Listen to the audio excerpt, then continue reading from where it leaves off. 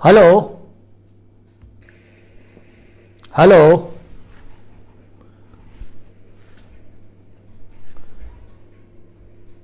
हाँ जी, प्रिया वर्मा जी, स्वागत है आपका। प्रिया वर्मा जी, मेरी आवाज आ रही है आप तक?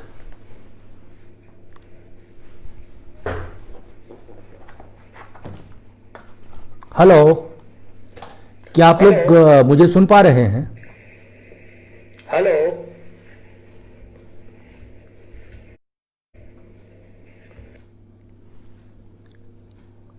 हेलो।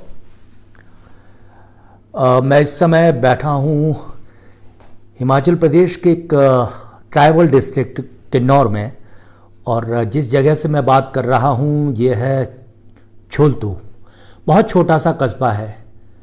प्रिया वर्मा जी, नमस्कार। आप बता रही हैं मुझे कि मेरी आवाज़ आप तक आ रही है। वीना चुंडावत जी, आप भी जुड़ चुकी हैं, आपका भी स्वागत है। और चौपाल के साथी भी जुड़ चुके हैं हमसे। दीप्ति सारस्वत भी जुड़ चुकी हैं हिमाचल से ही। तो आप सबका स्वागत है। और मित्रों, एक बहुत अलग तरह की स्थिति और दिन से हम गुजर रहे हैं, हम सब गुजर रहे हैं, जब हम पूरे विवेकशील तरीके से हमें ये बताया जा रहा है कि हमें भीतर रहना है। दरअसल हम लोग बाहर की यात्राएं बहुत ज़्यादा करते हैं, अक्सर करते रहते हैं, लेकिन भीतर की यात्राएं जो है वो कम होती है। और जब हम घर में हैं तो कोशिश करें दोस्तों कि हम घर को बहुत नज़दीक से देखें, बहुत करीने से देखें। कि जिस घर को हम आमतौर पर सुबह छोड़कर चले जाते हैं और शाम जब सूरज ढल चुका होता है उसके बाद में जब हम अपने घरों में लौटते हैं तब वो घर कैसा होता है। तो मुझे लगता है दोस्तों कि बहुत बड़ा अवसर है कि हम हमारे घर से बात करें, कि और वो तमाम चीज़ें करें जो हम आमतौर पे नहीं कर पाते हैं। पुरानी किताबें देख सकते हैं, पत्रिकाओं के पुराने अंक देख सकते हैं, हम अपने दोस्तों को फ़ोन कर सकते हैं, और ख़ास तौर से उन पुराने दोस्तों को फ़ोन कर सकते हैं जिनसे बात किए एक अरसा हो गया है।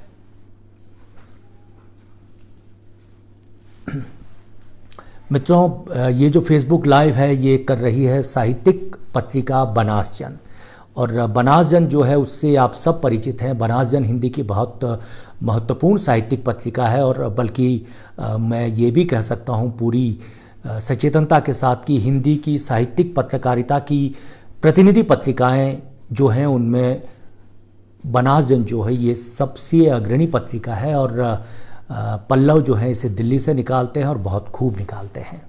अगर हम बनास जन के कुछ और अंकों पर बात करें तो इन्होंने निर्मला जैन पर अंक निकाला है, केदारनाथ सिंह पे था, नामवर जी पे था, असगर वजाज साहब पे था, मुझे याद है काशीनाथ सिंह के ऊपर अंक मिल जाएगा, तीसरी कसम के ऊपर पूरा एक अंक मिल जाएगा आपको, नन चतुर्वेदी पे मिलेगा, मुनिजन विजय पर मिलेगा, इसके अलावा भरत सिंह उपाध्याय पर मिल जाएगा, मीरा पर बहुत अच्छे अंक निकाले थे इन्होंने, वीरेंद्र डंगवाल पर मिल जाएगा, कुंवर नारायण पर मिलेगा, विनोद कुमार शुक्ल, चंद्रकांत देवताले से लेकर अगर हम बात करें कि तमस तक आते आते बल्कि अखिलेश के ऊपर बनास जन ने अपने अंक निकाले हैं। और बनास जन ने लगातार हमें ये बताया है कि हिंदी की पत्रकारिता और ख़ास तौर से साहित्यिक पत्रकारिता, बनास देना बेटा, हिंदी की जो साहित्यिक पत्रकारिता है उसमें बनास जन ने हमेशा अपने समय के साथ चलने की कोशिश की और अपने समय से आगे चलने की भी कोशिश की।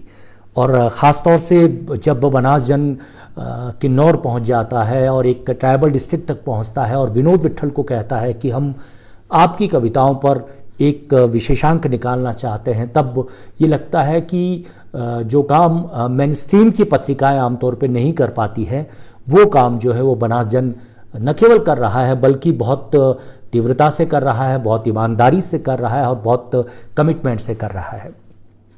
मित्रों, आज चूंकि बनास जन ने मुझे आप सब लोगों के साथ में बैठने का और आप सबके साथ में बात करने का अवसर दिया है, तो मुझे एक और सूचना भी आपके साथ साझा करना चाहूँगा जो फेसबुक के माध्यम से आपके साथ आपके पास में ये सूचना तो है ही कि बनास जन ने जो मेरी कविताओं पर एकाग्र जो अपना एक अंक निकाला था, पृथ्वी पर दिखी पाती, मुझे लगता है कि उसका उसके बारे में जो महत्वपूर्ण सूचना आपको फेसबुक से भी मिली होगी, वो ये कि बनास जन ने जो मेरे ऊपर अंक निकाला था पृथ्वी पर दिखी पाती के नाम से, वो अंक बिक गया और पाठकों का, आप सब लोगों का इतना दबाव रहा बनास जन के ऊपर कि उन्हें ये अंक जो है यह पुनर्प्रकाशित करना पड़ा। और मुझे भी साहित्य की दुनिया में लगभग 35-40 बरस का एक वक्फा हो गया है कि मैं बहुत सारी पत्रिकाएं जो है वो पढ़ता हूं, बहुत सारी साहित्य की गतिविधियों को फॉलो करता हूं। तो हिंदी की साहित्यिक पत्रिकाओं में आपको बहुत कम ऐसे अवसर मिले होंगे जब किसी पत्रिका को अपने किसी एक अंक को पुनर्प्रकाशित करना पड़ा हो। तो मित्रों, बनास जन के लिए तालियां बजाइए और बनास जन को मेरे साथ मिलकर धन्यवाद भी दीजिए कि एक ऐसे समय में, जबकि आमतौर पे ये कहा जाता है कि पढ़ना कम हो गया है, अखबारों से लेकर तमाम बड़ी पत्रिकाएं तक ये कहती हैं कि पढ़ने की आदत जो है वो लोगों में रोज़ कम और कम से कम होती जा रही है। ऐसे समय में बनास जन की ये कोशिश, बनास जन का यह इनिशिएटिव कि एक पत्रिका अपने ही एक अंक को दोबारा प्रकाशित करना पड़े, ये मुझे लगता है बहुत बड़ी चीज़ है। और उसके लिए हम सब साथियों को बनास जन से और तीव्रता के साथ में जुड़ना चाहिए। मुझे बनास जन के संपादक पल्लव का कल से ये आदेश है कि मुझे बनास जन के पाठकों से और आप सब से, बल्कि बनास जन के पाठकों का एक बृहत्तर समुदाय जो इस फेसबुक के माध्यम से हम तक जुड़ता है, उन पाठकों के लिए मुझे कविताएं पढ़नी है। तो मित्रों, मैं तो ये सोच रहा हूँ कि कपिल आप भी जुड़ गए हैं, मुरारी थानवी जो है वो फलोदी से हमारे साथ जुड़ गए हैं। ये मेरे पुरखों का गांव है, जहाँ से मेरे दादा कभी माइग्रेट हुए थे। मुरारी जी, आज आपका जन्मदिन भी है और आपको बहुत बहुत शुभकामनाएं। शिमला से जाने माने समाजशास्त्री दिनेश शर्मा भी हमसे जुड़ गए हैं। कपिल आप भी जुड़ गए हमसे। दरअसल बहुत अच्छे फोटोग्राफर हैं कपिल, और इस दौर में जो अच्छी किताबें, नई दौर की किताबें आ रही है, उसमें कपिल जो है वो नए ज़माने के लेखक और नई किताबों में जो प्रकाशक हैं उनकी पहली पसंद बनते जा रहे हैं। और कपिल के चित्र जो हैं वो अपने अलग तरीके से अपनी एक फ़ैन फॉलोइंग डेवलप कर रहे हैं पूरे देश में। तो आप सब का स्वागत है इसमें। मित्रों, ये कोरोना काल है और दरअसल इन दिनों ने मनुष्य को बहुत गहराई से समझाया है। मुझे लगता है कि जब हम इन दिनों से बाहर निकल जाएंगे तब हम एक नई विश्व व्यवस्था, एक नए वर्ल्ड ऑर्डर की तरफ हम जाएंगे। और इसके ऊपर चूंकि हम कल रात को पल्लव से बात कर रहे थे, जो बनास जन के संपादक है, कि एक सत्र में इस पर भी करना चाहूँगा कि किस तरह से एक न्यू वर्ल्ड ऑर्डर, एक नई विश्व व्यवस्था जो है वो कोरोना के बाद में हमें मिलेगी, बशर्ते कि हम पूरी सचेतन और विवेकशीलता के साथ में जो है वो इस घटना को देखें। आप देखिए कि तमाम बड़े आविष्कारों के साथ और बाद मनुष्य इतना बेबस, इतना डरा हुआ, इतना असहाय शायद पहले कभी नहीं हुआ। हजारों मर रहे हैं, लाखों लोग विस्थापित हो रहे हैं। दुनिया के हर देश में, हर शहर में दहशत के अलावा कुछ भी नहीं है।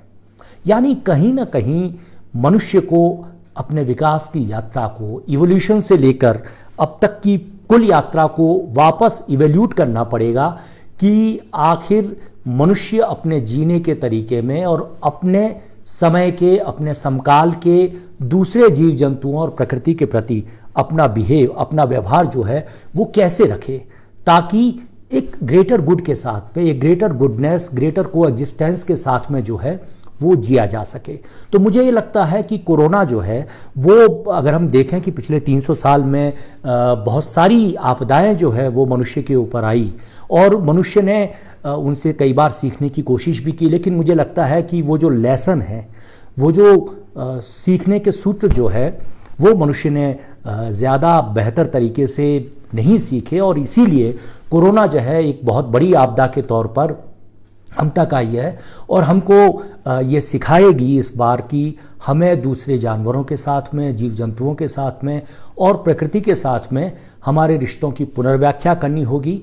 और वैश्विक स्तर पर, मित्रों, मैं बहुत बड़ी और गंभीर बात कह रहा हूँ कि वैश्विक स्तर पर हमें नए सिरे से सोचना पड़ेगा कि इस ग्लोबल के अंदर जो लोकल है, और लोकल को जिस तरीके से हम ग्लोबलाइज कर रहे हैं, वो केवल बाजार के लिए मार्केट फोर्सेस के लिए, इकोनॉमी के लिए, ट्रेड के लिए, कॉरपोरेट्स के लिए, केवल उसके लिए नहीं हो बल्कि मनुष्य की बेहतरी के लिए एक नए सिरे का ग्लोबलाइजेशन होना चाहिए। और मुझे लगता है कि कोरोना ने ये बता दिया है हमें कि मनुष्य, अगर जब तक एक भी मनुष्य असुरक्षित है, एक भी मनुष्य बीमार है, एक भी मनुष्य संक्रमित है, हम में से कोई भी सुरक्षित नहीं है।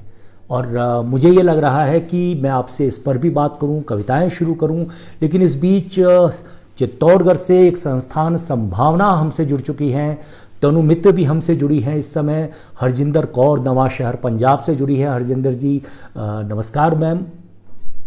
और संभावना जो है वो ये कह रही है कि पीछे से रोशनी जो आ रही है वो शायद मुझे बंद कर देनी चाहिए।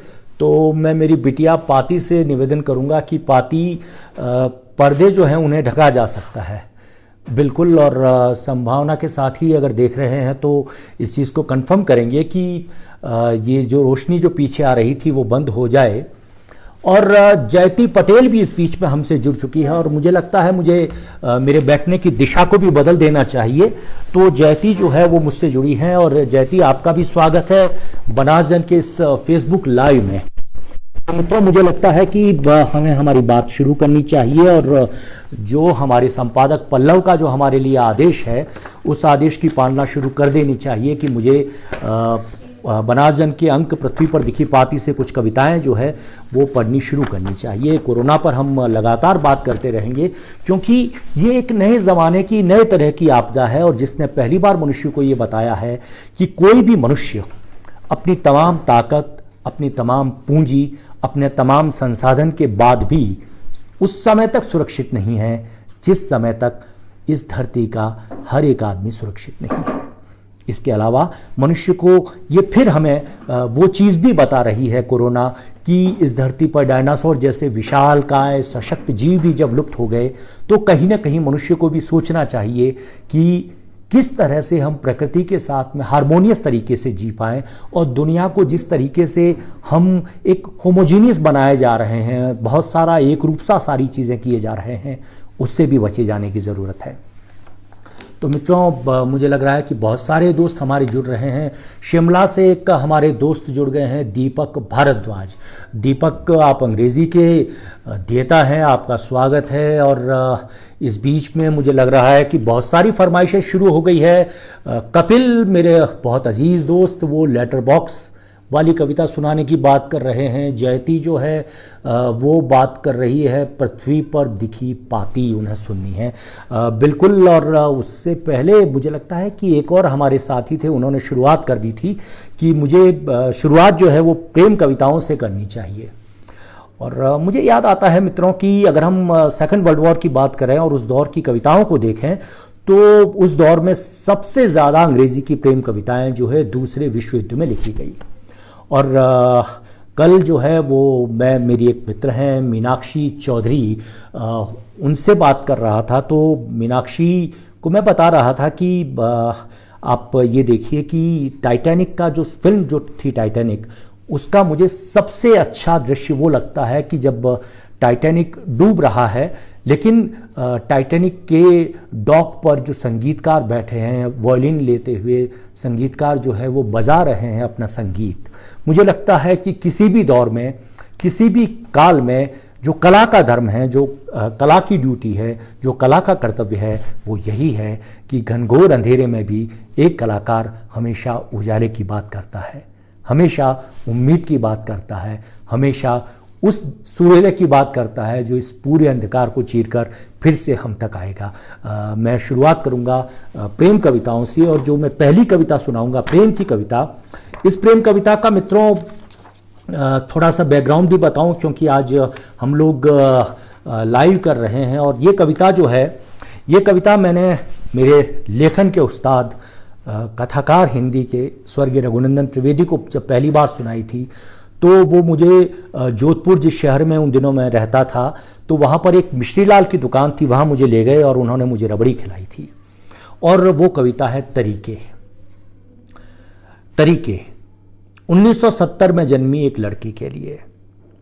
1970 में मैं भी पैदा हुआ और मैं हमेशा ये मानता रहा कि मेरे साथ एक लड़की भी पैदा हुई जिससे मैं प्रेम करता रहा, चाहे वो कभी मुझे मिली न मिली, आज तक भी शायद न मिली, लेकिन मैंने मेरे तरीक़ों के साथ में बात करने की कोशिश की है। तरीके समीर अंसारी, आपका भी स्वागत है। कुलदीप भाई भी हमसे जुड़ गए हैं और बहुत सारे मित्र जो है वो लगातार जुड़ रहे हैं। मित्रों से मैं कहूँगा कि कृपया मुझे व्हाट्सअप न करें, फरमाइश जो है वो वॉल पर कर सकते हैं आप। तो कविता है तरीके। मैंने भाषा के सबसे सुंदर शब्द तुम्हारे लिए बचा कर रखे। मैंने भाषा के सबसे सुंदर शब्द तुम्हारे लिए बचा कर रखे। मन चीते सपनों से बचने को रत जगह किए। बसंत के लिए मौसम में हेर फेर की। बसंत के लिए मौसम में हेर फेर की। चांद को देखना मुलतवी किया। सुबह की सैर बंद की। मैंने भाषा के सबसे सुंदर शब्द तुम्हारे लिए बचा कर रखे। मन चीते सपनों से बचने को रत जगह किए।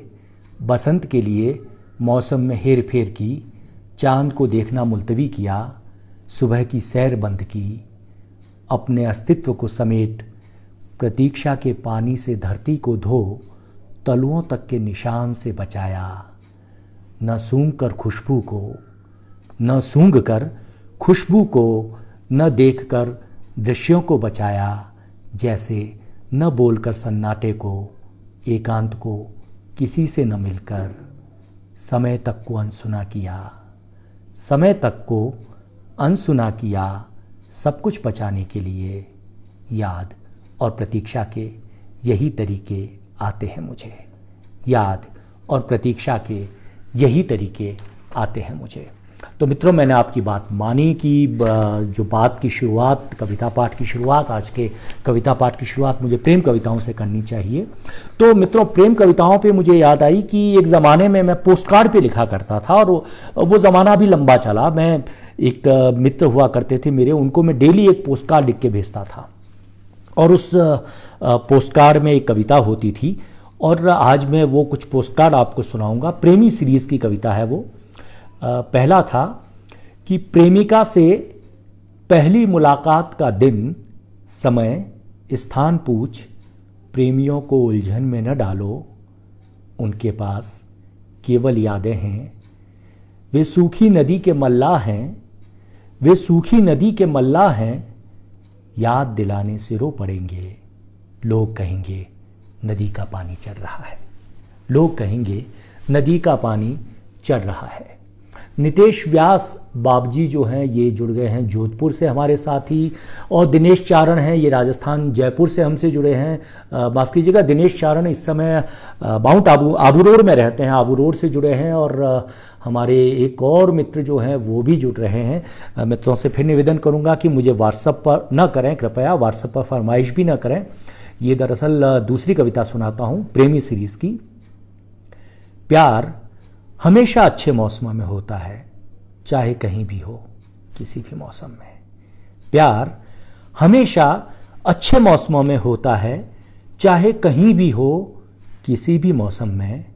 आप जानते हैं, मरने के बाद प्रेमी मौसमों में बदल जाते हैं। आप जानते हैं, मरने के बाद प्रेमी मौसमों में बदल जाते हैं। एक और कविता सुनाता हूं प्रेमी सीरीज़ की।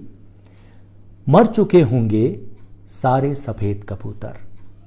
मर चुके होंगे सारे सफ़ेद कबूतर।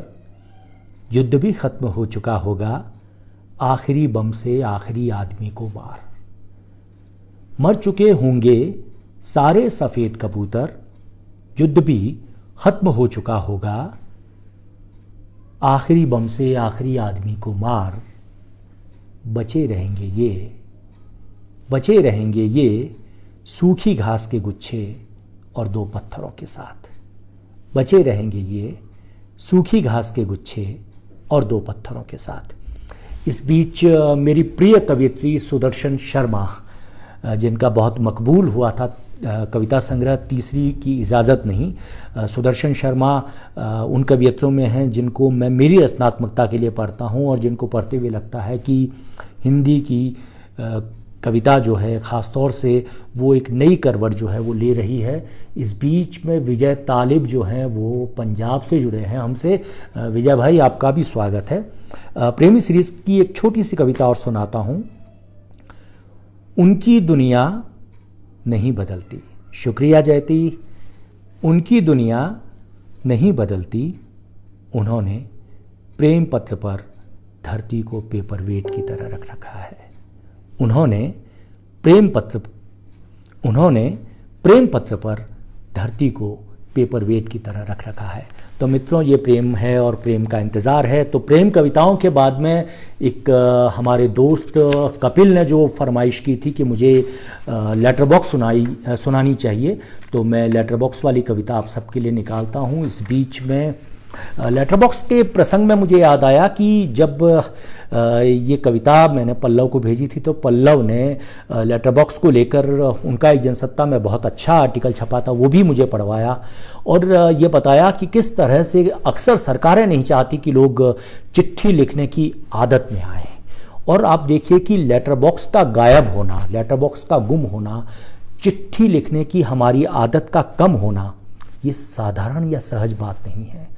दरअसल ये लोकतंत्र के अंतिम नागरिक का लोकतंत्र के अंदर हस्तक्षेप करने की बहुत बड़ी टेक्निक, बहुत बड़ी प्राविधि का गुम होना है। दरअसल जब हम चिट्ठी लिखते हैं, इट इज़ अंग्रेजी के मुहावरे में अगर मैं बात करूं तो it is one shot of ring to king.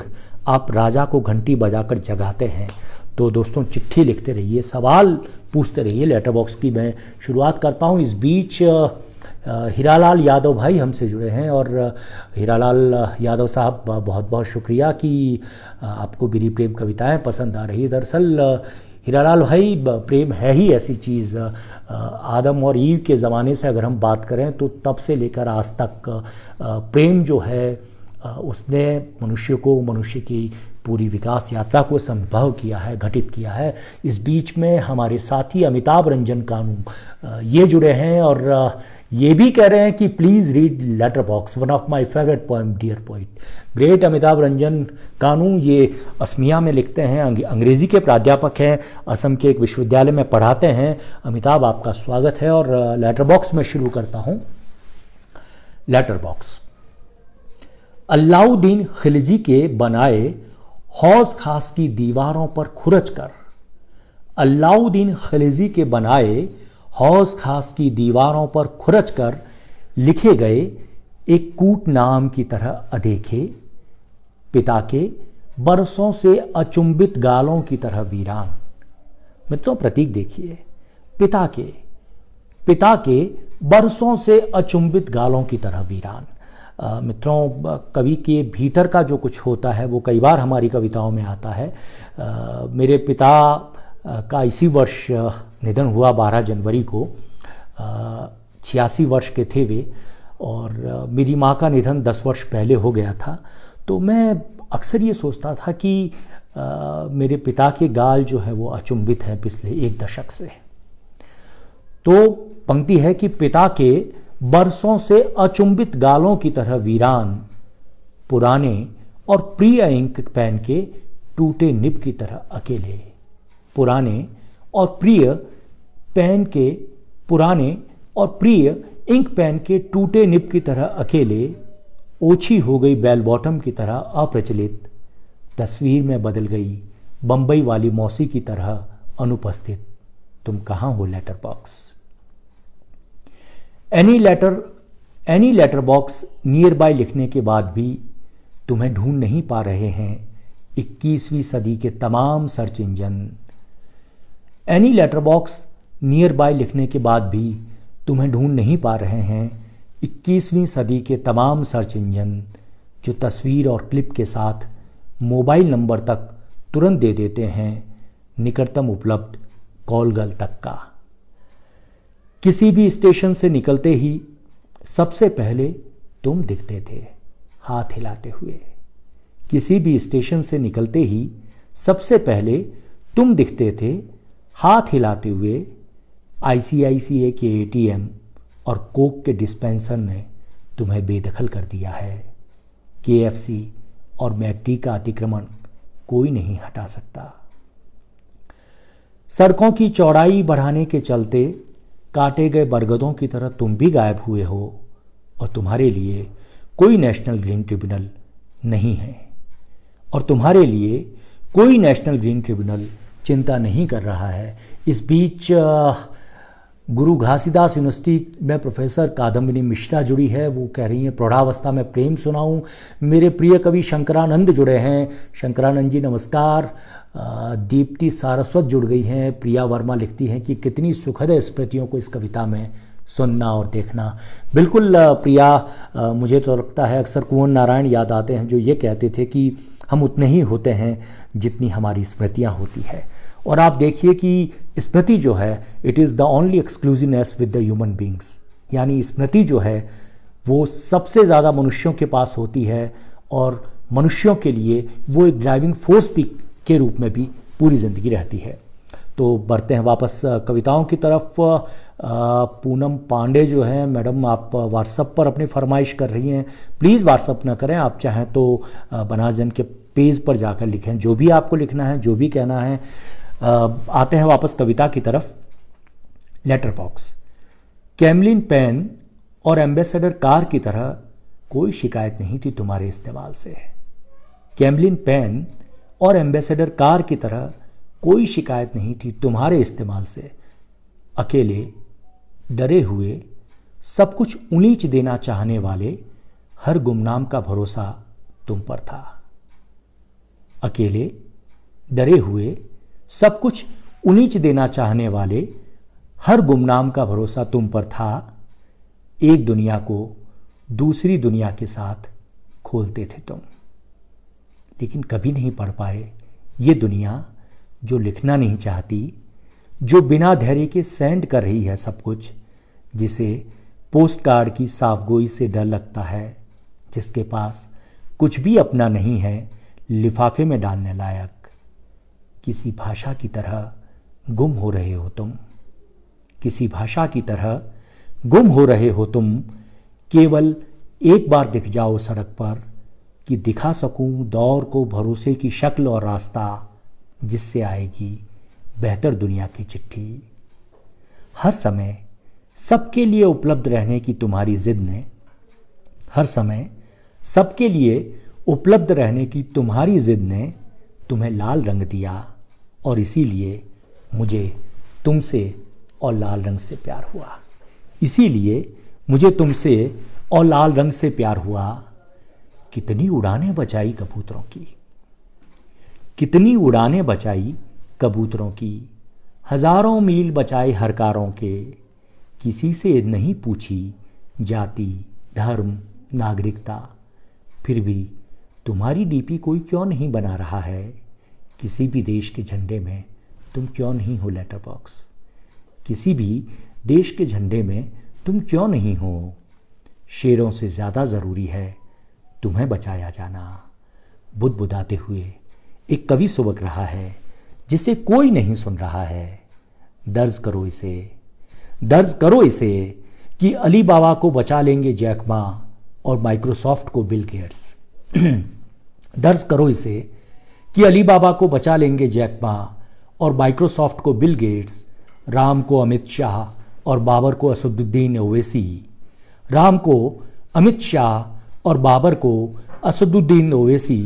किलों को राजपूत और खेतों को जाट। टिम कुक बचा लेंगे एप्पल को, टिम कुक बचा लेंगे एप्पल को जैसे जुकरबर्ग फेसबुक को। तुम खुद उगो जंगली घास की तरह, तुम खुद उगो जंगली घास की तरह इटालियन ताइलें तोड़कर। तुम खुद उगो जंगली घास की तरह। एक हरिदास व्यास जो हैं मेरे मित्र, उनका व्हाट्सएप आ रहा है कि नहीं मिल रहा है। हरिदास जी अगर आप देखें तो मैं दरअसल बनास जन के पेज के ऊपर हूँ। सीताराम जी आप भी बनास जन के ऊपर आ जाइए। टिम कुक बचा लेंगे एप्पल को, टिम कुक बचा लेंगे एप्पल को जैसे जुकरबर्ग फेसबुक को। तुम खुद उगो जंगली घास की तरह इटालियन टाइलें तोड़कर, तुम खुद उगो जंगली घास की तरह इटालियन टाइलें तोड़कर, और लहराओ जेठ की लू में लहराती है लाल ओढ़नी जैसे, और लहराओ जेठ की लू में लहराती है लाल ओढ़नी जैसे। मित्रों, कई बार तो मुझे ये भी लगता है कि लेटर बॉक्स जो है उसका गुम होना हमारी ज़िंदगी में बहुत सारी चीज़ों को गुम करेगा। और इस बीच में हमारी दोस्त जुड़ रही हैं हमसे और व्हाट्सएप पर लगातार करिए। मीनाक्षी चौधरी भटिंडा से मीनाक्षी बायोलॉजी पढ़ाती है और ये कह रही है कि मुझे टी शर्ट वाली कविता सुनानी चाहिए। मित्रों, मैं फिर कहूँगा कि व्हाट्सअप न करें। व्हाट्सअप दरअसल मुझे स्क्रीन पर बहुत परेशान करता है। तो मित्रों, हम बात कर रहे थे कि लेटर बॉक्स का जो गुम होना है, ये गुम होना बहुत सारी चीज़ों को हमसे गुम करेगा। और मुझे ये लगता है कि हम लोग कवि लोग जो हैं वो कविता में अपने समय की उन चीज़ों को बचाने की कोशिश करते हैं। 1 मिनट पानी पी लूँ मैं।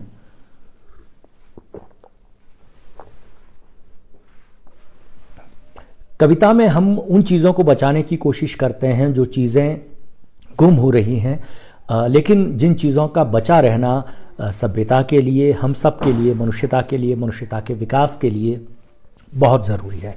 इस बीच में साथी कपिल जो हैं वो लिख रहे हैं कि आज तो दिन बन गया, कितना सुखद है आपसे ही आपकी कविता को सुनना। शुक्रिया कपिल, बहुत अच्छा लग रहा है मुझे भी। आप सब मित्र जो हैं वो लगातार जुड़ रहे हैं।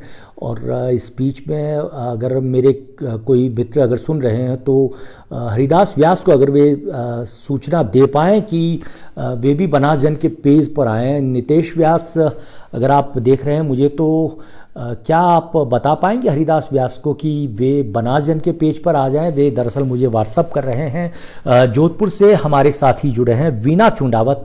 वीना मैम, क्या आप हरिदास जी को फ़ोन करके बता देंगी कि बनास जन के पेज पे आ जाए प्लीज़? मैं मेरे पेज पे नहीं हूँ, बनास जन के पेज के ऊपर हूँ।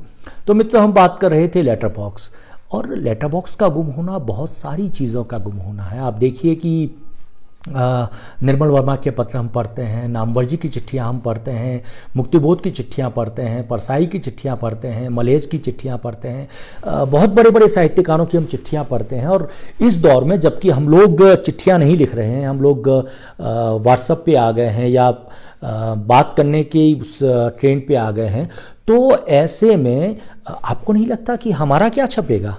एक पत्र साहित्य जो है, लेटर लिटरेचर, नेहरू जी की तो एक पूरी मकबूल किताब थी, पिता के पत्र पुत्री के नाम। या अगर हम बात करें काफका की चिट्ठियाँ, तो वो तो सारी गायब ही हो गई हैं।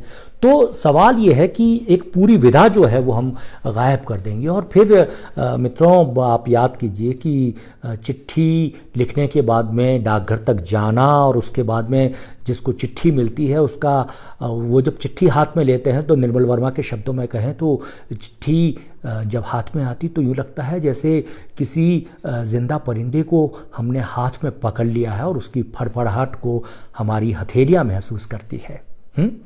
तो चिट्ठी को सहेजना, चिट्ठी को वापस पढ़ना, बार बार पढ़ना, और बरसों बाद में जब हमारे बच्चे हमारी चिट्ठियों को पढ़ते हैं तो एक अलग तरह का इमोशन, एक अलग तरह का सेंसेशन, एक अलग तरह से वो रिलेट कर पाते हैं हमें अपने साथ। मित्रों, इस बीच जोधपुर से मेरे प्रिय शायर इशराकुल इस्लाम माहिर साहब जुड़ गए हैं। विनय सौरभ मेरे प्रिय कवि हैं। विनय भाई नमस्कार, आप जुड़ गए हैं, बहुत अच्छा लग रहा है। मित्रों, शालिनी सिंह जो है वो जुड़ गई हैं हमारे साथ लखनऊ से, और शालिनी कह रही हैं, डॉक्टर शालिनी सिंह, वो कह रही हैं कि मुझे इंतज़ार था 5 सहेलियों वाली कविता का। बिल्कुल शालिनी, वो कविता भी सुनाई जा सकती है। तो मैं सोच रहा हूँ कि पहले टी शर्ट वाली सुना दूँ।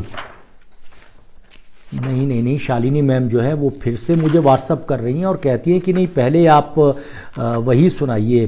लेकिन शालिनी मैम, जो मुझे लगता है कि रैशनल तरीका ये जो जिसकी फरमाइश पहले आ गई है, तो मैं पहले वो कविता सुनाता हूँ। मित्रों, कविता का शीर्षक है T shirt. T shirt, Warren Buffett और गीत चतुर्वेदी के लिए। चांद की तरह होता है टी शर्ट सबका, चांद की तरह होता है टी शर्ट सबका, बिना चैन बटन की होती है बसंत की हंसी भी। बिना चैन बटन की होती है बसंत की हंसी भी। बसंत हमेशा टी शर्ट पहनकर आता है, देख लो तुम्हारी पुरानी तस्वीरें। बसंत हमेशा टी शर्ट पहनकर आता है, देख लो तुम्हारी पुरानी तस्वीरें। शुक्रिया बबीता आदि सिंगल ये जुड़ी है इस समय भीलवाड़ा से हमारे साथ। और दिनेश शर्मा युवा समाजशास्त्री शिमला से मुझे बता रहे हैं कि अच्छे दोस्त के बिना ये गोष्ठी अधूरी रहेगी। बिल्कुल दिनेश भाई, अच्छे दोस्त सुनाऊंगा इस कविता के बाद में। बने रहिए आप बनास जन के पेज के साथ। लौटते हैं अच्छे दोस्त की तरफ, लेकिन पहले टी शर्ट को कंप्लीट करते हैं। इस बीच बाड़मेर के कुछ साथी व्हाट्सएप पर मुझे प्रतिक्रिया दे रहे हैं और वो भी कह रहे हैं कि अच्छे दोस्त वो सुनना चाहते हैं। बिल्कुल पहले टी शर्ट को कंप्लीट करते हैं मित्रों। बसंत हमेशा टी शर्ट पहनकर आता है, देख लो तुम्हारी पुरानी तस्वीरें। माँ की दाल और दीदी की चाय की तरह ये कभी कम नहीं पड़ती। टी शर्ट माँ की दाल और दीदी की चाय की तरह ये कभी कम नहीं पड़ती, बढ़ जाती है ज़रूरत के मुताबिक। काश बैंक बैलेंस ने इससे सीखा होता ज़रूरत के मुताबिक बढ़ जाने का हुनर। काश बैंक बैलेंस ने सीखा होता इससे ज़रूरत मुताबिक बढ़ जाने का हुनर। सीपी और सरोजनी के यूएस पोलो में कौन असली है कोई नहीं जानता। सीपी और सरोजनी के यूएस पोलो में कौन असली है कोई नहीं जानता। एक से दिखते हैं अन्ना और उनके साथ तस्वीर खिंचवाने वाले लोग। फूड हिस्टोरियन की तरह गारमेंट के हिस्टोरियन भी कहाँ हैं। फूड हिस्टोरियन की तरह गारमेंट के हिस्टोरियन भी कहाँ हैं। नहीं तो पता होता हमें कहाँ बनी, कैसे आई, कौन लाया। इतना ज़रूर है किसी ने भी इसे पहन युद्ध नहीं किया है। किसी सेना का गणवेश नहीं रहा है ये, न रामायण में, न महाभारत में, न ही विश्व युद्धों में। लड़ते समय आदमी के कपड़े उतर जाते हैं शायद। लड़ते समय शायद आदमी के कपड़े उतर जाते हैं। इसका जिक्र न बाबरनामा में है न आईने अकबरी में। इसका जिक्र टी शर्ट, इसका जिक्र न बाबरनामा में है न आईने अकबरी में। वह इंसान भी चुप है, क्या तब भी चीन आज जैसा ही था। क्या तब भी चीन आज जैसा ही था। आप कुछ भी कह लो, चीन ने सारी स्ट्रेटेजी टी शर्ट से ही सीखी है। सस्ता, सबका, सुविधाजनक, डिजाइनर। चाहो तो लिखवा लो पाश की कविता या फिर करनी सेना के नारे। चाहो तो लिखवा लो पाश की कविता या फिर करनी सेना के नारे। मर्दाना कमजोरी का इलाज करते डॉक्टर जुनैद खानदानी। मर्दाना कमजोरी का इलाज करते डॉक्टर जुनैद खानदानी या हिमालयी शफाखाना का तंबू चलाने वाले कदीमी वैद्य कीरत राम की तरह ये सेक्युलर है और जाति विहीन भी। ये सेक्युलर है और जाति विहीन भी। क्या हमारी राजनीति को टी शर्ट नहीं हो जाना चाहिए? क्या हमारी राजनीति को टी शर्ट नहीं हो जाना चाहिए? फिंगरप्रिंट से खुलने वाली चीज़ों के इस दौर में, फिंगरप्रिंट से खुलने वाली चीज़ों के इस दौर में बिना पासवर्ड वाले टाइपराइटर की तरह है टी शर्ट। फिंगरप्रिंट से खुलने वाली चीज़ों के इस दौर में बिना पासवर्ड वाले टाइपराइटर की तरह है टी शर्ट। जबकि पति शेयर नहीं कर रहे हैं पासवर्ड पत्नियों के साथ भी, शेयरिंग कितना विरल मूल्य हो गई है। बावजूद इसके इंस्टाग्राम के मंच पर शेयर की जा रही है हनीमून की हॉट तस्वीरें। टी से ही चीज़ें बढ़ती हैं, टी से ही चीज़ें बटती हैं। टी शर्ट पहनकर सेनेटरी का काम करने वाला मेरा दोस्त टीकम बताता है। टी से ही चीज़ें बचती हैं। टी शर्ट पहनकर सैनिटरी का काम करने वाला मेरा दोस्त टीकम बताता है, लेकिन ये बात नेस्डेक के स्क्रीन से दुनिया चलाते वॉरेन बफेट कहाँ समझते हैं। वॉरेन बफेट, कभी टी शर्ट पहना करो। मैं डर जाता हूँ उन लोगों से जो टी शर्ट नहीं पहनते, और प्यार करता हूँ गीत चतुर्वेदी से, जिनकी हर तस्वीर में बिना बटन चैन की टी शर्ट हुमकती रहती है। टी शर्ट पर कितनी खुश होती वर्जीनिया वुल्फ। टी शर्ट पर कितनी खुश होती वर्जीनिया वुल्फ कि बंटी और बबली दोनों एक दूसरे का पहन सकते हैं, शबनम मौसी भी। और इधर दैनिक भास्कर का शीर्षक है, लिंग से आज़ाद होता बहुलिंगी टी शर्ट। और इधर दैनिक भास्कर का शीर्षक है, लिंग से आज़ाद होता बहुलिंगी टी शर्ट। मित्रों, इस बीच अजमेर से हमारे साथ जुड़ी हैं प्राध्यापक हैं अंजू कल्याणवत। अंजू जी, आपका बहुत बहुत स्वागत है इस बनास जन के फेसबुक लाइव में। और अब जो मेरे पास लगातार फरमाइश आ रही है, एक कविता है मेरी अच्छे दोस्त। तो अच्छे दोस्त लेके आता हूँ आपके लिए मित्रों, अच्छे दोस्त, क्योंकि मुझे लगता है कि कोई भी दौर हो, कैसा भी दौर हो, दोस्ती जो है वो एक बहुत बड़े मूल्य के तौर पर हम सबके साथ रहती आई है। तो ये कविता उन तमाम दोस्तों के लिए हैं जिनके पास अच्छे दोस्त हैं, और जो किन्हीं दोस्तों के अच्छे दोस्त हैं। यानी अच्छा दोस्त होना और अच्छा दोस्त अपने पास हासिल कर पाना, दोनों जो है वो बहुत बड़ी चीज़ है। इस बीच में फेसबुक बता रहा है कि डॉक्टर हरिदास व्यास, जाने माने कथाकार और आलोचक, जोधपुर से हमारे साथ जुड़ चुके हैं। और इस बीच बिल्कुल हरि सर, आपका बहुत बहुत स्वागत है। इस बीच दीप्ति लिखती है कि मेरी फरमाइश पर भी ध्यान दें सर। ये लिखती हैं कि अनपढ़ी किताबें और आँख पर 10 झपकियाँ, ये कविता सुनाएं। बिल्कुल दीप्ति जी, लेकिन दिनेश शर्मा ने आपसे पहले फरमाइश की थी कि उन्हें अच्छे दोस्त कविता सुननी है। और निश्चित रूप से मित्रों, आज मैं चाहूँगा कि कुछ उस तरह की कविताएं भी सुनें जो बहुत अलग हैं, क्योंकि आप इस समय घर में हैं। और बातचीत की शुरुआत में मैंने आप सबसे कहा कि हम सबको अपने घर को बहुत करीने से देखना है, पत्नी के साथ लंबी बात करनी है, बच्चों के साथ बैठना है, हमें पुराने दोस्तों से बात करनी है, पत्रिकाओं के पुराने अंक पढ़ने हैं। यामिनी नयन गुप्ता इस बीच हमसे जुड़ी है। यामिनी जी, आपका स्वागत है। अब शुरू करते हैं मित्रों, अच्छे दोस्त।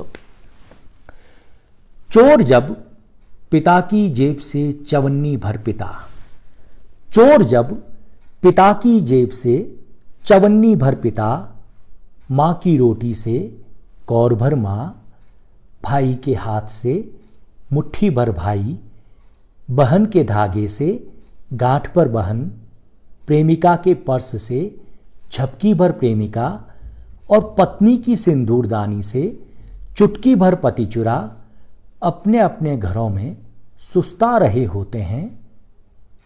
चोर जब पिता की जेब से चवन्नी भर पिता, माँ की रोटी से कौर भर माँ, भाई के हाथ से मुट्ठी भर भाई, बहन के धागे से गांठ पर बहन, प्रेमिका के पर्स से झपकी भर प्रेमिका, और पत्नी की सिंदूरदानी से चुटकी भर पति चुरा, अपने अपने घरों में सुस्ता रहे होते हैं। तब इन सबको ब्रह्मा चुरा कुछ प्राणियों में डाल देते हैं। चुराई चीज़ों से बने ये पारदर्शी लोग होते हैं अच्छे दोस्त। अच्छे दोस्त उपेक्षा और लापरवाही के बावजूद छातों और स्वेटरों की तरह बुरे मौसमों में साथ देते हैं। अच्छे दोस्त उपेक्षा और लापरवाही के बावजूद छातों और स्वेटरों की तरह बुरे मौसमों में साथ देते हैं। घास की तरह बिछे तमाम मौसमों से बेअसर ये लोग हमें हमारे हर अच्छे बुरे के साथ केवल हिचकियों में सताते हैं। रात गए जयती प्रभा इस बीच कमेंट कर रही है कि दद्दा ज्वर परेशान कर रहा था, आपको सुनकर तबीयत अच्छी हो गई। सादर धन्यवाद जयती, क्या बात है। आप खूब खुश रहें, खूब स्वस्थ रहें। और अगर कविताएं सचमुच किसी की तबीयत को अच्छा कर पाती है तो ये कविता का सौभाग्य है, भाषा का सौभाग्य है, साहित्य का सौभाग्य है और सबसे आखिर में मेरा सौभाग्य है। हरी सर लिख रहे हैं, क्या खूब विनोद बेमिसाल। शुक्रिया हरी सर। आपकी, रघुनंदन त्रिवेदी की, शिनकाब निज़ाम की वो पीढ़ी थी जब जोधपुर में आप तीनों हमारे लिए थ्री मस्केटियर की तरह हुआ करते थे और आपको देखकर, आपके लिखे को पढ़कर, आपके पढ़े को प्रेरणा में शामिल करके हम लोगों ने लिखना और पढ़ना सीखा था। तो वापस लौटते हैं अच्छे दोस्त की तरफ। अच्छे दोस्त उपेक्षा और लापरवाही के बावजूद छातों और स्वेटरों की तरह बुरे मौसमों में साथ देते हैं। घास की तरह बिछे तमाम मौसमों से बेअसर ये लोग हमें हमारे हर अच्छे बुरे के साथ केवल हिचकियों में सताते हैं। रात गए जब सो चुकी होती है पत्नी किसी पुराने प्रेमी के साथ।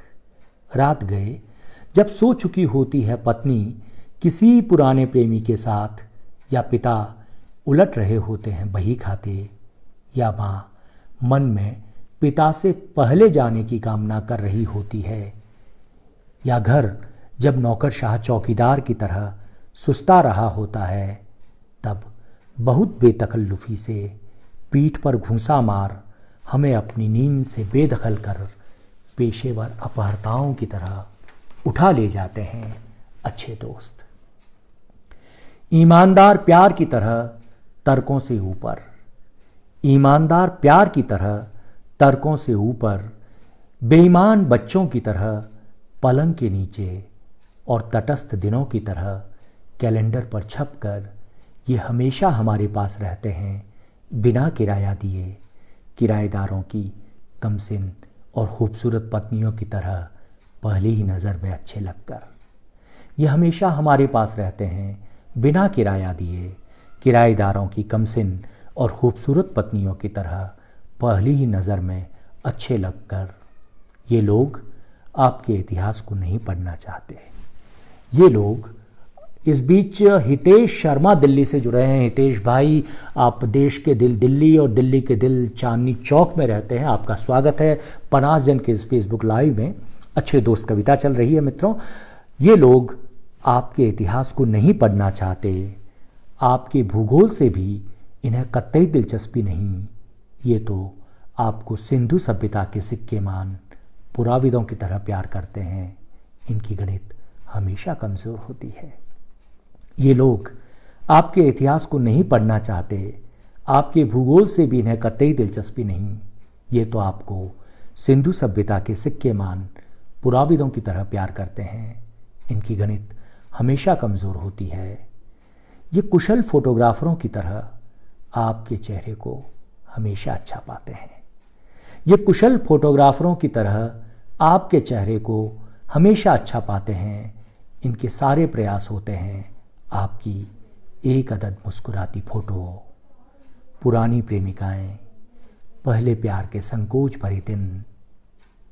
पुरानी प्रेमिकाएं, पहले प्यार के संकोच भरे दिन, मन चाहे सपनों से सजी नींद, इन सब को हर रोज़ डाकिए सी निश्चलता के साथ दे जाते हैं अच्छे दोस्त।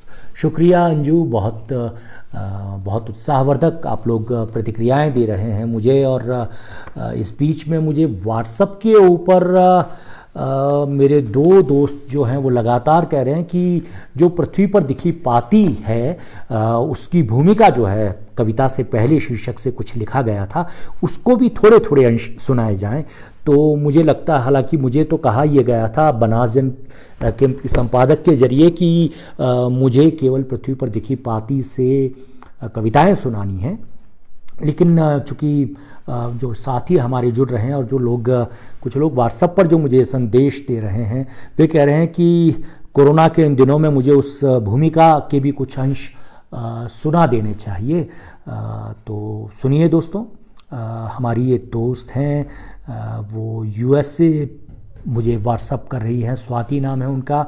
बिल्कुल स्वाति, आप भी इसी को रिपीट कर रही हैं और मैं उससे थोड़ा सा 2-3 पैराग्राफ छोटे छोटे हैं सुनाता हूँ। कविता से पहले पृथ्वी पर दिखी पाती, जो बनास जन का विशेष अंक था मेरी कविताओं को लेकर, उसकी भूमिका से 2-3 छोटे छोटे पैराग्राफ पढ़ता हूँ। और आप देखिए कि कई बार गद्य जो है वो भी अपने तरीके से अपना असर करता है। और इस बीच शिमला से मेरे प्रिय कवि आत्मारंजन, जिनकी आज हमने कविता पढ़ी है और अद्भुत कवि है आत्मारंजन, वे जुड़ चुके हैं और उनके प्यार की थपकियां जो है वो मुझे मिल रही है। एक बार फिर हमसे जुड़ रही है मीनाक्षी चौधरी। मीनाक्षी, मैं आपकी पसंदीदा कविता आपके कहे मुताबिक पढ़ चुका हूँ, टी शर्ट, तो पढ़ते हैं भूमिका का एक छोटा सा अंश। बावजूद इस तथ्य के कि बहुत सारी कविताएं लिखी जा रही हैं, इस समय कविता लिख पाना मुश्किल है। एक ही समय में बहुत सारे समय ओवरलैप कर रहे हैं। पशु पक्षियों, पुरातत्व की चीज़ों और भाषाओं को लेकर जहां चिंताएं दिख रही हैं, वहीं दूसरी ओर मनुष्य सबसे नाजुक दौर में है।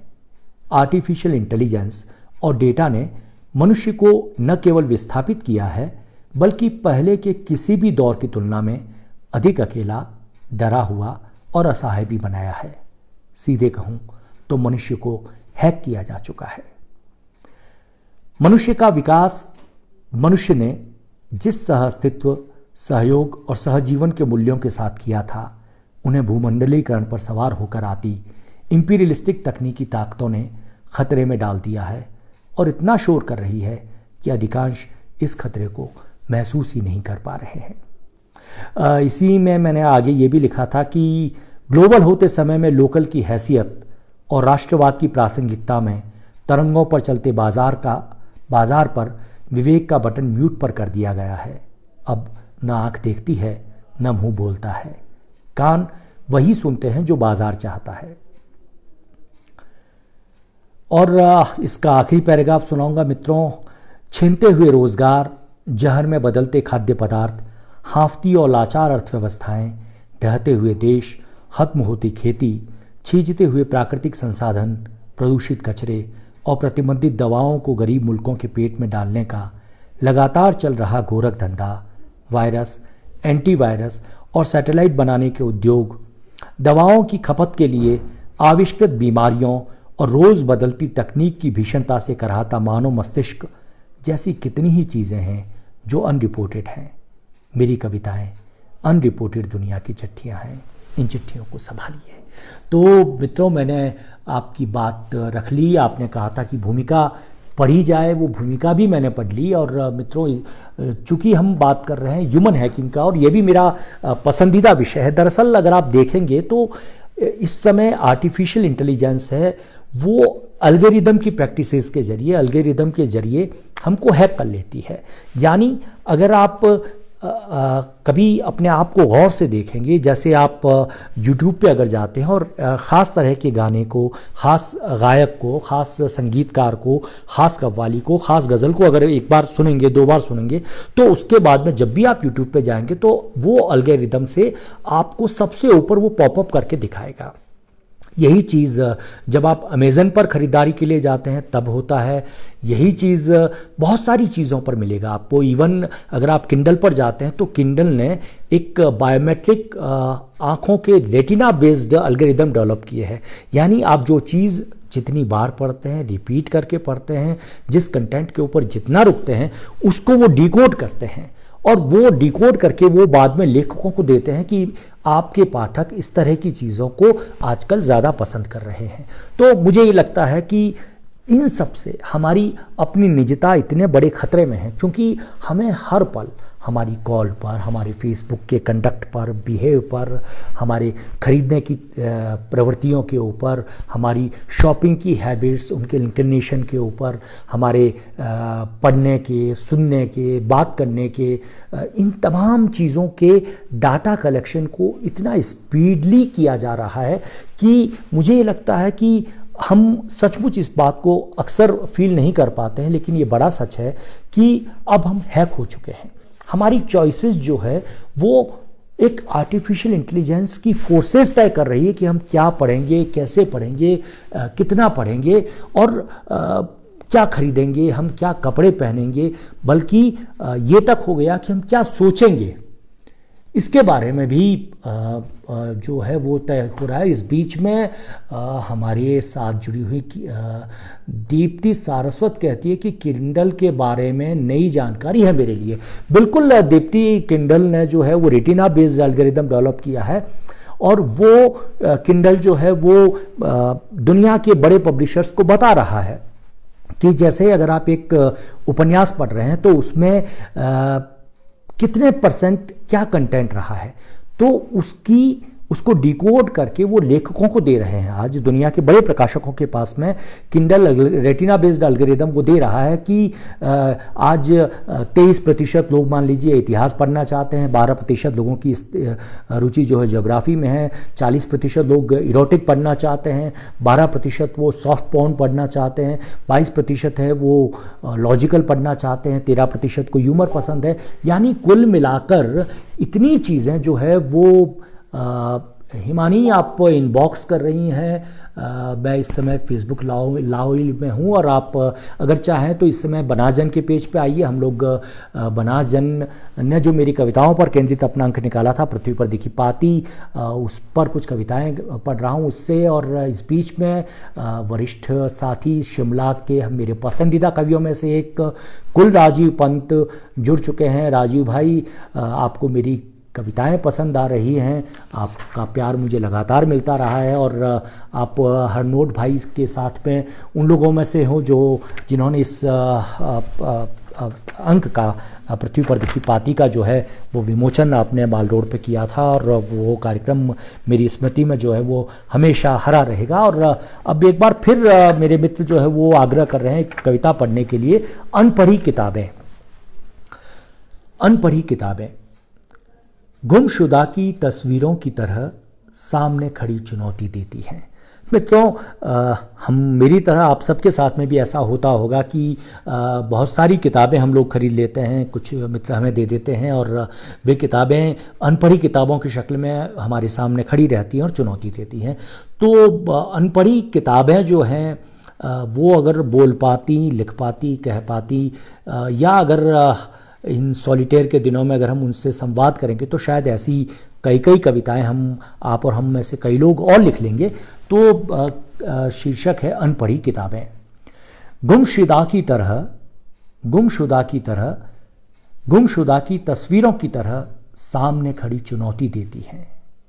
गुमशुदा की तस्वीरों की तरह सामने खड़ी चुनौती देती हैं, किसी थीम सॉन्ग की तरह धीमे और लगातार बजते हुए। वे फुसफुसाती रहती हैं व्यावहारिक गृहिणी की तरह बिना लाउड हुए। वे फुसफुसाती रहती हैं व्यावहारिक गृहिणी की तरह बिना लाउड हुए। याद करती रहती हैं खरीदे जाने के क्षण को। याद करती रहती हैं खरीदे जाने के क्षण को, जब किसी दुल्हन की तरह आई थी घर में, अबोली बैठी विधवा की तरह। वे बुनती हैं बेआवाज इंतजार कि कोई आए उठाए।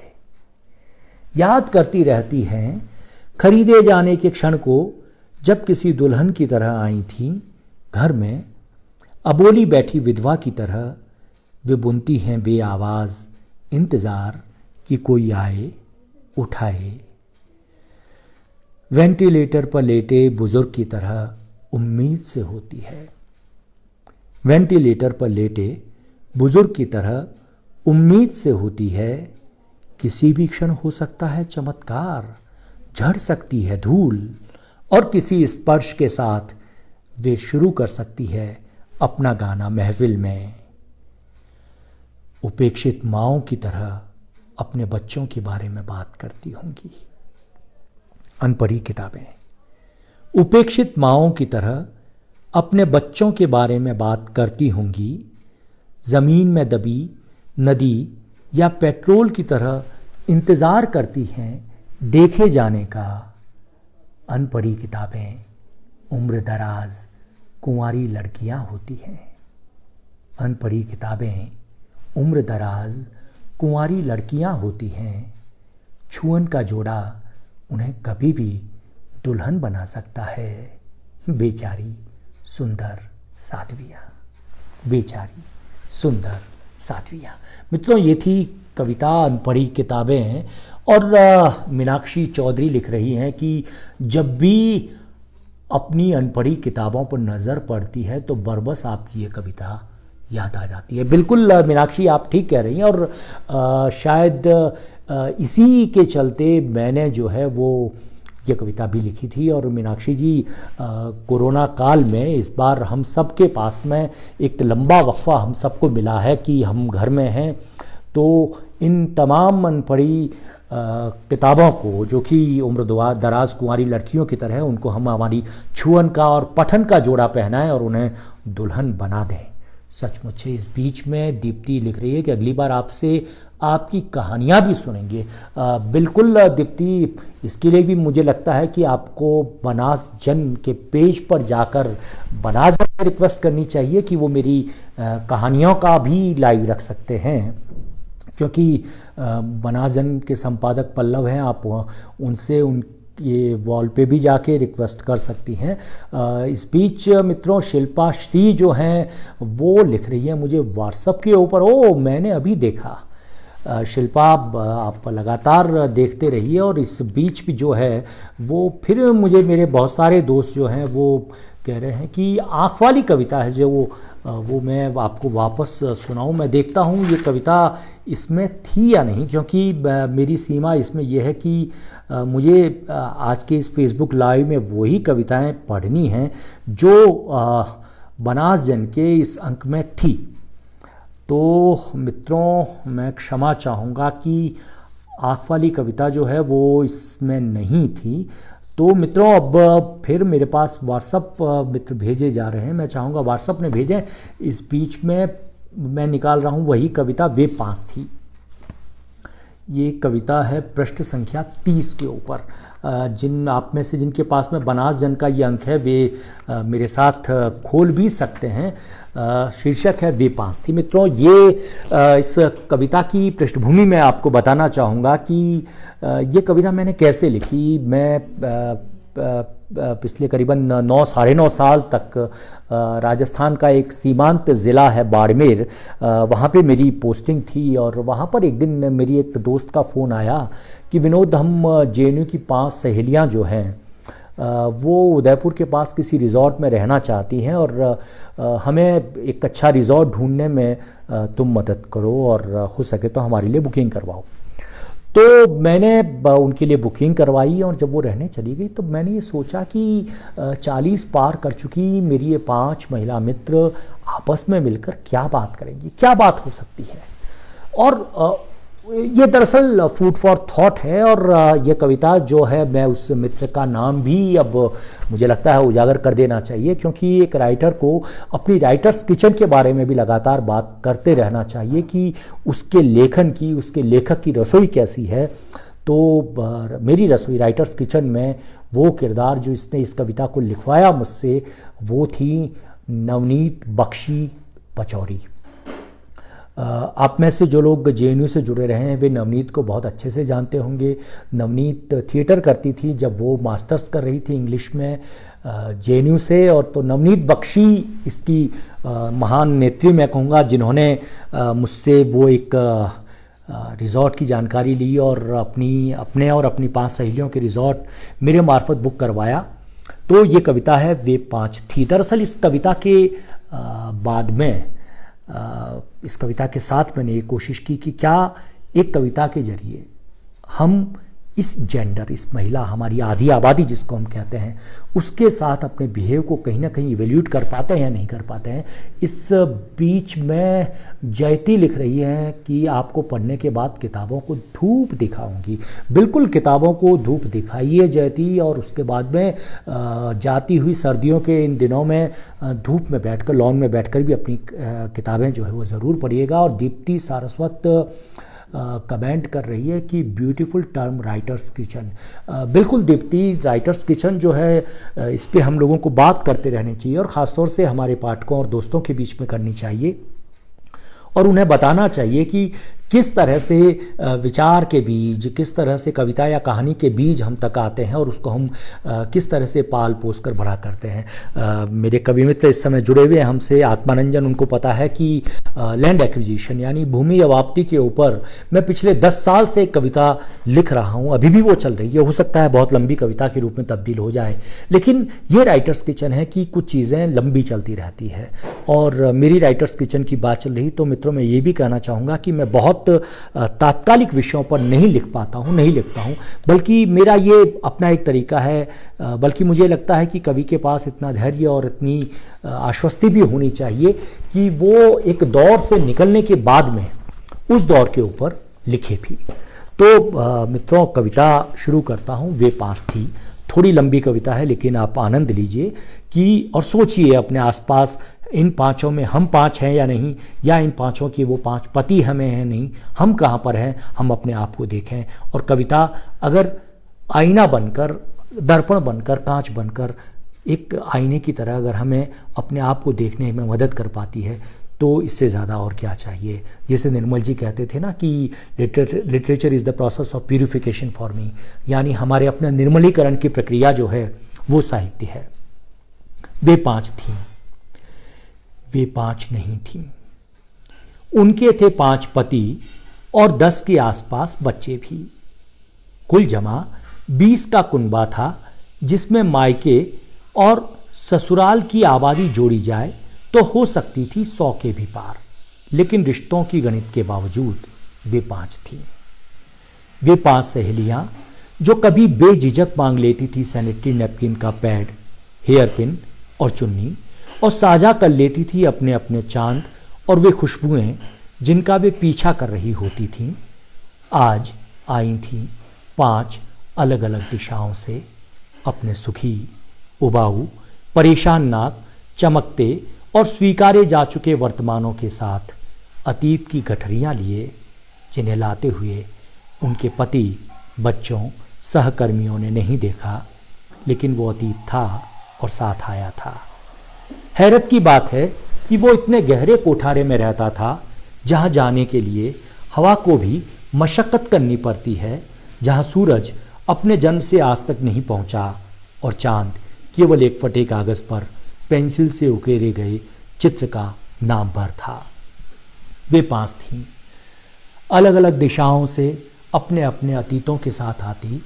उनके पास 5 देहें थीं और 5 संसार और 5 ब्रह्मांड, जिसमें भरत के 5वें वेद की तरह वे सुना रही थी अपनी गाथा, जैसे सुनाता था यूनान के नाटकों में लंबा मोनोलोग कोई सूत्रधार, या फिर ऊँटों के किसी कारवां को किस्सा गोई से जीवंत करता है कोई किस्सा गो, अतीत और आज के बीच नट की तरह झूलता हुआ।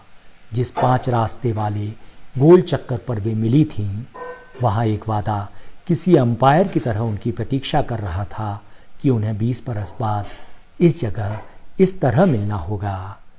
क्या मिलना अनावृत होना है? क्या मिलना अतीत की किसी पगडंडी से वर्तमान की किसी सड़क पर आ जाना है, या उल्टा ही? क्या मिलना सुविधा की उन सलाइयों की तरह है जिसमें जिंदगी के स्वेटर के कुछ रंग बदले जा सकते हैं? क्या मिलना किसी खेल की तरह हो सकता है जिसमें आप कुछ घटनाओं से अलगा सकते हैं खुद को और रिटेक करते हुए जी सकते हैं कोई शॉट जिसमें कोई फैसला लिया था? सोचता है अंपायर और चुप रहता है। 5 दिशाओं से आई वे 5 थीं जो बोल रही थी बारी बारी, जो भीग रही थी बारी बारी। उनमें से कोई बीच में खिड़की खोलती और हाथ निकाल कर देखती घनघोर बारिश को और फिर चुप हो जाती, थोड़ा सहमती, थोड़ा घबराती, थोड़ा इतराती अपने किसी फैसले पर, और थोड़ा धन्यवाद देती ईश्वर को कि ये स्थिति उसके साथ नहीं हुई। कुछ ईर्ष्याएं थी उनके बीच, केवल सुख की नहीं, दुखों की भी। कुछ ईर्ष्याएं थी उनके बीच, केवल सुख की नहीं, दुखों की भी, लेकिन इतनी बारीक कि नज़र नहीं आती थीं। कुछ अबोले शब्द भी तैरते थे उन खुशबुओं की तरह जो हेयर रिमूवर की होती है, लेकिन अच्छा ये था कि सब कुछ डिकोड हो रहा था। वे 5 थीं और उनके पास कुल 10 जीवन थे। वे 5 थीं और उनके पास कुल 10 जीवन थे। 5 वे जो वे जी रही थीं बावजूद इसके। वे 5 थीं, इसे फिर सुनिए, वे 5 थीं और उनके पास कुल 10 जीवन थे। 5 वे जो वे जीना चाहती थीं और 5 वे जो वे जी रही थीं बावजूद इसके वे 5 थीं। बावजूद इसके वे 5 थीं। इस बीच हरजिंदर कौर लिख रही हैं, कमाल, शुक्रिया मैम। सुदर्शन शर्मा मेरी प्रिय कवित्री लिख रही, वे 5 थीं मुझे विशेष प्रिय है। आपसे परिचय इसी कविता के जरिए हुआ था। बहुत स्नेह इस कविता को और कवि को। सुदर्शन जी आपको भी बहुत बहुत धन्यवाद। दरअसल आपकी कविताएं पढ़ के कविता लिखने की हूक पैदा होती है। मैं राइटर्स किचन की बात कर रहा था अभी कि मेरी राइटर्स किचन में बहुत सारी चीज़ें होती है। अखबार की कोई खबर हो जाती है, कई बार कोई थॉटफुल चीज़ होती है, कई बार अच्छी फिल्म होती है, फिल्म का कोई दृश्य होता है, कई बार कुछ कविताएं भी होती है। और सुदर्शन जी आप ऐसी ही कवियत्री हैं जिनकी कविताओं को पढ़ते हुए किन्हीं किन्हीं और काव्य दुनियाओं में जाने की इच्छा पैदा होती है, काव्य जगत में जाने की इच्छा पैदा होती है। उनमें से एक के पास अपने प्रेमी के प्रेम पत्र की छाया प्रतियां थीं जिसमें नाम की जगह खाली थी। एक के पास कुछ अपने पाप, ये गेट खोल दो ना, आप गेट खोल दो बेटा। एक के पास कुछ अपने पाप चोट के निशान की तरह थे जिसे वो अब किसी को दिखाना नहीं चाहती थीं। एक के पास क्रांतिकारी भाषण वाले पति के व्यावहारिक पहलुओं पर लिखी गई पपड़ाई डायरी थी। एक के पास अपनी जिंदगी को बच्चों में जीने का रोड मैप था। एक के पास अगले जन्म के भरोसे थे सारे दृश्य। एक के पास बढ़े हुए मोटापे के साथ कुछ महंगी अंगूठियाँ, चूड़ियाँ, कुछ प्लॉट्स के कागजात और पति के किसी अन्य के साथ रिश्तों की एक निगेटिव भी थी जिसे वो अब डेवलप नहीं करना चाहती थीं।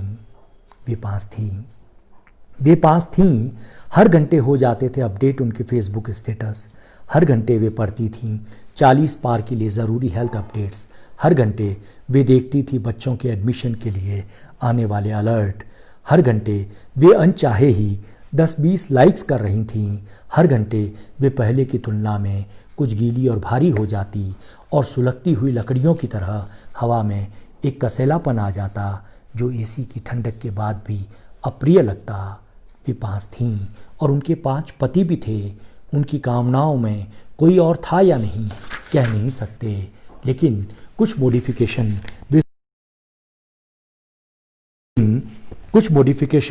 वे सोचती थी, लेकिन कुछ मॉडिफिकेशंस वे सोचती थी अपने पतियों के बारे में और उस समय के बारे में जिसे किसी भी मशीन से खींचकर वापस नहीं लाया जा सकता।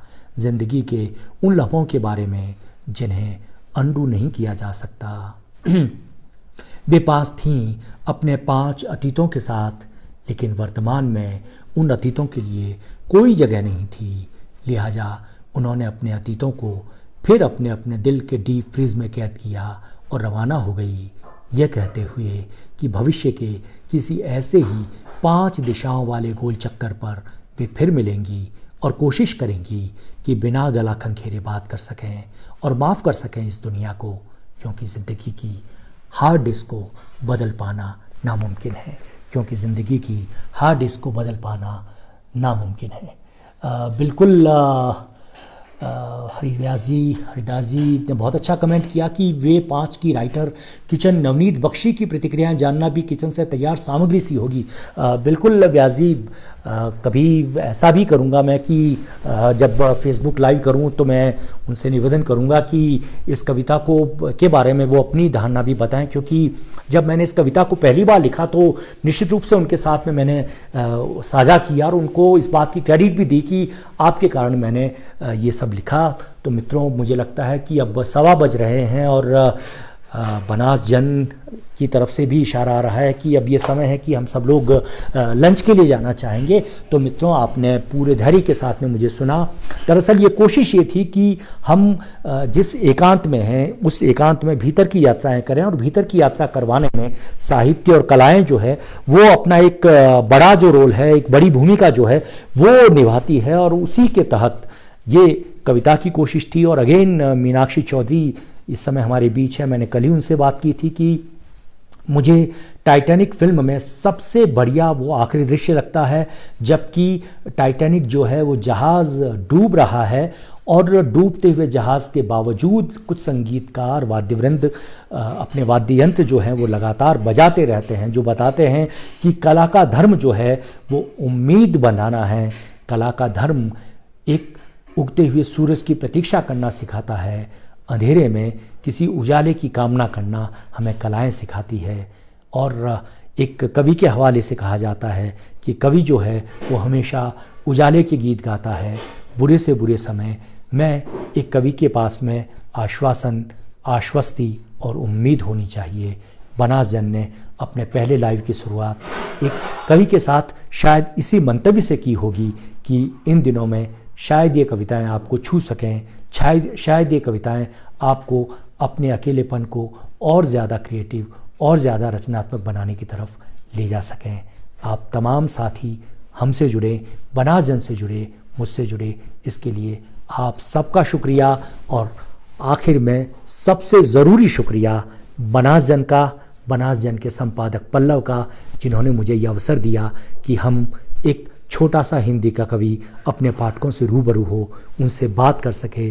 कोरोना काल के ये दिन मित्रों निश्चित रूप से गुजर जाएंगे, लेकिन जैसा कि मैंने आपको शुरू में कहा, एक नई विश्व व्यवस्था हमें स्वीकारनी पड़ेगी, हमें उसके बारे में सोचना पड़ेगा, क्योंकि कोरोना काल हमें एक नई विश्व व्यवस्था, एक न्यू वर्ल्ड ऑर्डर हमें देगा, जिस नई विश्व व्यवस्था में नए सिरे से हमें सोचना होगा। और अब अपने अपने टापुओं में अपनी अपनी संपन्नताओं, अपनी अपनी पूंजी, अपनी अपनी अट्टालिकाओं, अपने अपने शस्त्रों, अपने अपने देशों और अपनी अपनी पूंजी की ताकतों के साथ, इंपीरियलिस्टिक साम्राज्यवादी ताकतों के साथ जीने से काम नहीं चल पाएगा। ये वो समय आ गया जब एक व्यक्ति भी अगर दुखी है, एक व्यक्ति भी अगर संक्रमित है, एक व्यक्ति भी अगर कहीं पिछड़ा हुआ है, एक व्यक्ति भी अगर रो रहा है, तो हम उससे अप्रभावित हुए बिना नहीं रहेंगे। मित्रों, फिर मिलेंगे और मेरे ही शहर के एक कवि दिनेश सिंदल के एक शेर के साथ में अगर कहूँ तो फिर मिलेंगे तो नए चेहरों के साथ। यही हमारी आखिरी पहचान है। और जाते जाते मित्रों आपको ये भी बताना चाहूँगा कि लाइव में हम फिर मिलते रहेंगे, क्योंकि इस बीच में कुछ ऐसी किताबें भी मेरे पास हैं, जैसे पेड़ बनी स्त्री रेखा चमोली जो इन दिनों मैं पढ़ रहा हूँ। उदय प्रकाश मेरे प्रिय कवि, कथाकार, लेखक हैं, उनका संग्रह अंबर में अबाबिल वो मैं पढ़ रहा हूँ। मैंने अपनी वक्त आप सबको लंच के लिए जाने का निवेदन करता हूँ आपके साथ। आप मेरे साथ बने रहे, आपका बहुत बहुत शुक्रिया। मिलेंगे, शुक्रिया जुड़ने के लिए। नमस्कार।